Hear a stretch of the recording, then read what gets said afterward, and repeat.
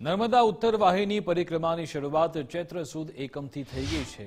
આ પરિક્રમા કરવા માટે લોકો દૂર દૂરથી આવી રહ્યા છે। મધ્યપ્રદેશના ભૈયાજી મહારાજ તરીકે ઓળખવામાં આવતા અવધૂત દાદા ભગવાને આજે તિલકવાળા વાસુદેવ કુટીરથી તેમના અનુયાયીઓ સાથે પરિક્રમાની શરૂઆત કરી હતી। અવધૂત દાદા ભગવાને 3 વર્ષથી માત્ર નર્મદા જળ પીને જ રહે છે। 3 વર્ષથી અંડનો એક પણ દાણો તેમણે આરોગ્યું નથી। તેમને એકવાર અમરકંટકથી નર્મદા પરિક્રમા કરી છે અને હાલમાં ચાલતી ઉત્તર વાહિની પરિક્રમા પણ કરી છે। અવધૂત દાદા ભગવાનનું કહેવું છે કે નર્મદા દુનિયા માટે નદી છે, પણ અમારા માટે તો ભગવતી છે। આ નદી નહીં પણ દુનિયા માટે જીવનનો આધાર છે। લોકસભા ચૂંટણી માટે અવધૂત દાદા ભગવાને કહ્યું કે ભારત જ નહીં પણ દુનિયામાં મહાપરિવર્તનનો સમય છે। સમગ્ર વિશ્વની નજર ભારત પર છે અને ભારતની સંસ્કૃતિને જોઈ રહી છે। આવનારા સમયમાં ભારત દુનિયાને જીવવાની દિશા આપશે।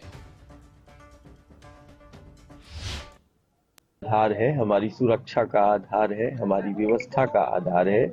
एक ये दिव्य महाशक्ति जो भूमंडल पर प्रकट हुई, जिसको लोग नर्मदा के रूप में देख रहे हैं, जिसका दर्शन मात्र जीव का कल्याण कर देता है।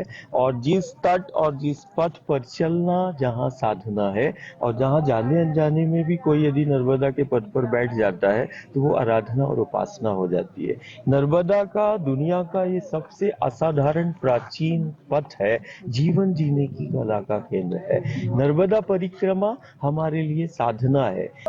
मां नर्मदा ना शुद्धिकरण माटे मां नर्मदाजी ना बन्ने किनारा तरफ हरियाળી छवाय એ સંકલ્પ સાથે છેલ્લા 3 વર્ષ ઉપરાંતથી એ નિરાહારી છે। ફક્ત નર્મદાના જળ પર જ એમનું જીવન વ્યતીત થઈ રહ્યું છે। મને લાગે છે કે આ ચમત્કાર નથી, નર્મદાજીની સહજ જે ભક્તિ છે એમની, એટલે માની ઉર્જા એમને પ્રાપ્ત થાય છે।